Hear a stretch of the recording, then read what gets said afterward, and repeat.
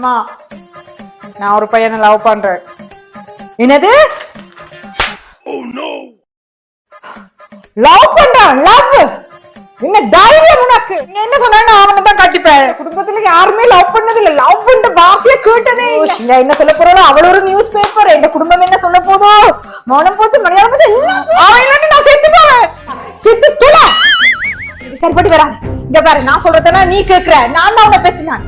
நான் யார சொல்றேன்னா அவனுக்கு தான் நீ கழுத்து நிக்க விளங்குதா? நான் சொல்றத வடிவா காது திறந்து வடிவா கேளு. நீ யாரையும் லவ் பண்ணல. இங்க ஒரு அரேஞ்ச்மெண்ட். அந்த பையனை கூப்பிடுற, எல்லாருக்கும் முன்னாலே பொண்ணு பக்கம் கூப்பிடுற.